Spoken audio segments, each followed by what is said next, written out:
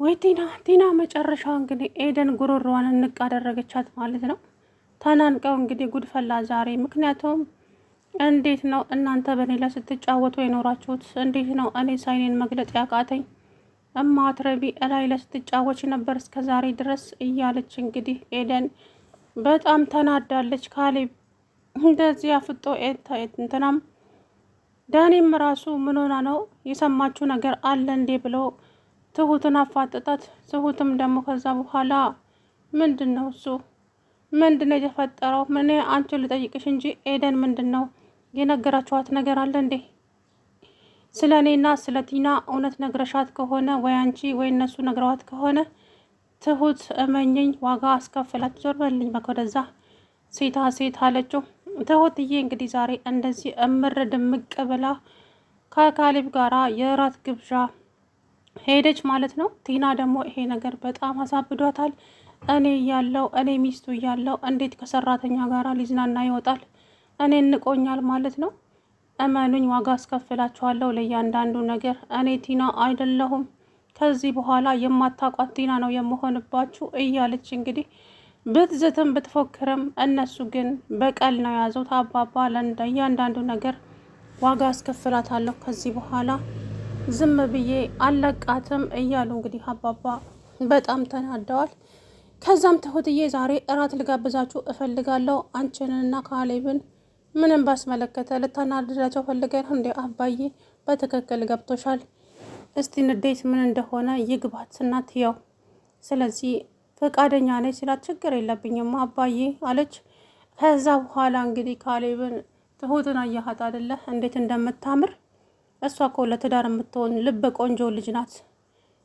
ይህም እንዴ እዛ ሬስቶራንት ውስጥ ራሱ ሰው ራሱ እንዴት እንደተደመመ በጣም እንጂ ደግሞ እንዴት ነው የምታምረው አባዬ በጣም ቆንጆ ናት። ዛሬ አይደለ እንዴ በደንብ ያየዋት አለ ካሌብ። እንደውም እሷን እንድታገባ እፈልጋለሁ ሲል እንግዲህ ካሌብ ጥጥ ብሎ ቀረ። ትሁትዬም ደግሞ በር ስር ተለጥፋ እያዳመጠች ነበረ። ይሄ ነገር እውነት በሆነና እኔም ካሌብን ባገባት እያለች ነው መሰለኝ። አባባ በጣም ተደስተዋል።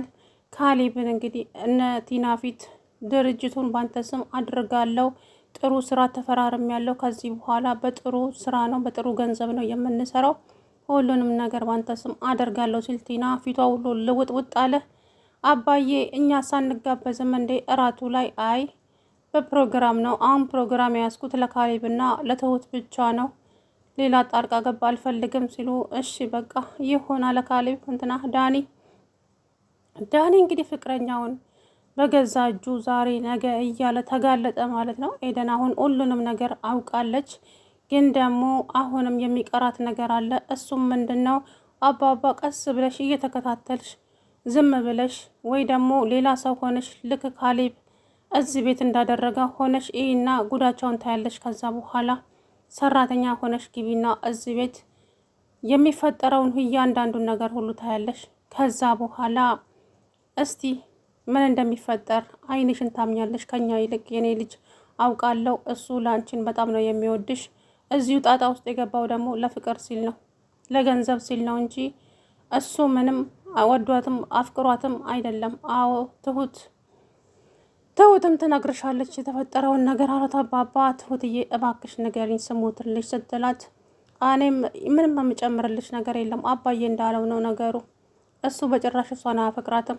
ተሳስቶ እንኳን ያንቺ ነገር ከአፉ አይጠፋም። በጣም ነው የሚወድሽ፣ ግን ደግሞ ገንዘብ ነው ለገንዘብ ሲል አንቺን አንደላቆ ለማኖር ሲል የተው ትዳር አፍርሶ ነው እንዴ እኔን አንደላቆ የሚኖረው? እንደዚህ አይነት በህገ ወጥ የመጣ ገንዘብ እኔ አልፈልግም። ጥረን ግረን አብረን ሰርተን የምናገኘው ነው እንጂ እኔማ እንደዚህ አልፈልግም። እኔን ነው ሲጫወትብኝ የከረመው። እሰራለታለሁ፣ እኔ ኤደን አይደለሁም እያለች እንግዲህ ኤዱዬ አሁን በጣም ተስፋ ቆርጣለች። ግን ደግሞ ካሌብ ኤደንን የሚያገባት አይመስለኝም። ምክንያቱም ትሁትን እንዲያገባ ነው አባባ የሚፈልጉት። ትሁት በጣም ቆንጆ ልጅ ናት፣ ልበ ቆንጆ ናት፣ ስርዓት አላት፣ ደግሞም ይገባታል ካሌብን እንድታገባ እያሉ እንግዲህ አባባ በውስጣቸው እያወሩ ይገኛሉ። ከዛ በኋላ ነገሩ ካሌብ አባዬ እንደው ዛሬ እራት ብለን ወተን እኮ እንደ ቀልድ ወተን በጣም ደስ የሚል ጊዜ አሳልፈን መጣን እኔ እናንተ። በጣም እንጂ ደግሞ ትሁት እንዴት እንደምታምር አላየሃትም እንዴ?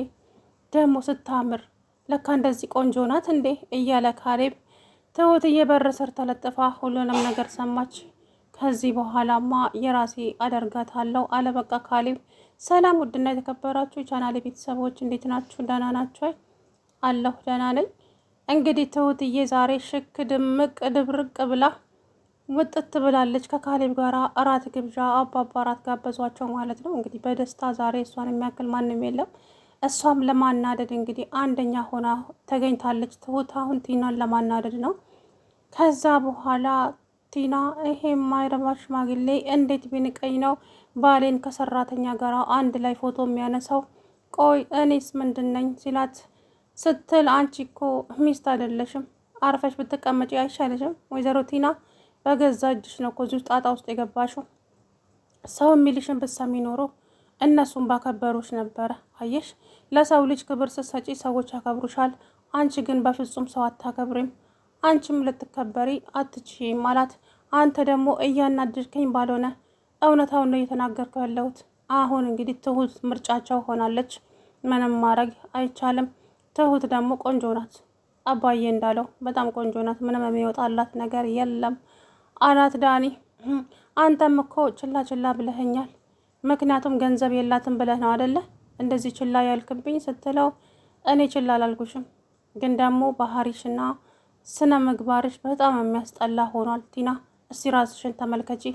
ምን እንደምትሆኝ እኮ እንዴት እንደሚያደርግሽ ራሱ እኮ አታውቂም። ስለዚህ ወደ ራስሽ ብትመለሽ ይሻላል። እኔም ከዚህ በኋላ አንቺን ሳባብል አልገኝም። እኔ አንቺን ስከተል በጣም ብዙ ነገሮችን አጥቻለሁ። ላይሳካልን ባዶ እጃችንን ቀረን እኮ። አሁንማ ምን ማድረግ እንችላለን አላት። እሷም ደግሞ ምንም ተስፋ አላጣም፣ ገድዬም ቢሆን ሀብት ማግኘቴ የማይቀር ነው እንጂ እኔማ እንደዚህ እዚህ ጋር ደርሼ ወደ ኋላ የምመለሰው አይደለም። አንቺ ከዚህ ውጭ የሚታይሽ ነገር የለም። ብቻ ለማንኛውም የራስሽ ጉዳይ ነው አላት ዳኒ። ከዛም ቲና ትሁት ቆይ እዚህ ቤት ምን እየተፈጠረ ነው? ምን እንደሚፈጠረው ታዲያ? እንደምታየው ነው። ሌላ የተለየ ነገር ምን አይተሽ ነው እዚህ ቤት ምን እየተፈጠረ ነው የምትይኝ? ደሞስ ቢፈጠር ባይፈጠር አንቺ ምን የሚመለከትሽ ነገር አለ? ቤቱን ለቀሽ ውጪ ተብለሽ የለ እንዴ? አትወጪም? ምንድን ነው በግድ ሰው ላይ መቀመጥ? እንዳይደብርሽም እንዴ? አንቺ በጣም ነው የሚያስጠላው አለቻት። ከዛ በኋላ እንዴት ብትንቂ ነው አንቺ? ከተናቅሽማ ቆይተሻል እኮ። ውሽማሽን ወንድሜ ነው ብለሽ እዚህ ቤት ይዘሽ መጣሽ ጊዜ እኮ ነው ሁሉን ነገር ያለቀልሽ። በአንቺ ቤት ማንም አያውቅም፣ ማንም አልለቃብንም ብለሽ ነው አይደለ? ሁላቸውም ሁሉንም ነገር ያውቃሉ። እንግዲያውስ ረፊው ወይዘሪት ቲና፣ አባዬም ካሌብም ስላንቺ ነገር ሁሉንም ነገር ያውቃሉ። ምን አንቺ ነሽ ነገርሻቸው ስትላት፣ አይ እራሳቸው ደርሰውበት። በፍጹም እንዴት ካሌብ ሊያውቅ ቻለ?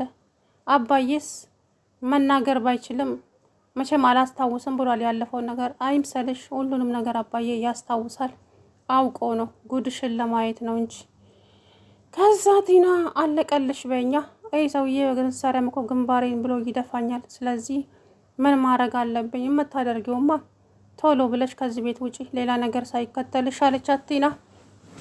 ትሁት ዳኒም እንደዚሁ ተመሳሳይ ነገር አላት።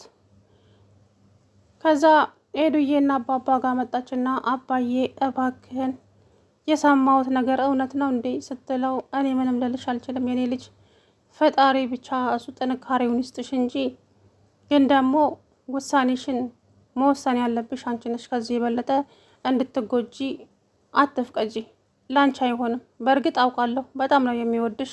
እዚህ ጣጣ ውስጥ የገባው ደግሞ ለገንዘብ ሲል ነው እንጂ እሷን ወዷት አይደለም በጭራሽ። እኔ አንድም ቀን ዳኒ እንደዚህ ያደርገኛል ብዬ አስቤ አላውቅም። ታዲያ እኔስ ምን አልኩኝ? እኔ ልጅ ይወድሻል እኮ በጣም ነው የሚወድሽ። ካፉ እኮ አትጠፊም። እኔ ደህና ጥቼ መኖር አልችልም ይላል። ግን እዚህ ውስጥ የገባው ታዲያ እዚህ ውስጥ ቢገባ አባዬ ከሌላ ሴት ጋራ ለዛውም ከባለ ትዳር ሴት ጋራ እንዴት አንድ አልጋ ላይ ይተኛል? ምን እሱ ብቻ አንቺ ብዙ ነገር አለ።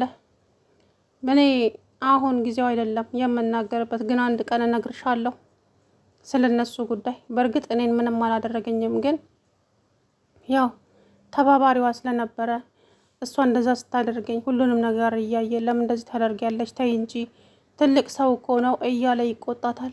እሷ ግን ምንም ልሰማ እንኳ ፈቃደኛ አይደለችም።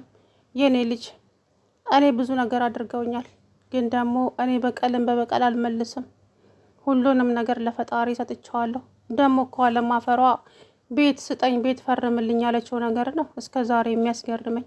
ምን አይነት ፈጣጣና ምን አይነት ጋጠ ወጥ እንደሆነች ራሱ አላውቅም አሉ አባባ። ከዛ በኋላ በጣም ይገርማል። ለማንኛውም ልሂድ፣ አንቺ ተረጋጊ የኔ ልጅ። ስትረጋጊ ነው ሁሉም ነገር የምትደርሽበት። ካልተረጋጋሽ የምትፈልጊው ነገር ላይ አትደርሽም። ስለዚህ የነሱ ጉዳቸው ማለቂያ ስለሌለው ሁሉንም ነገር በቅርቡ አንቺው ራስሽ ታይዋለሽ አሏት አባባ።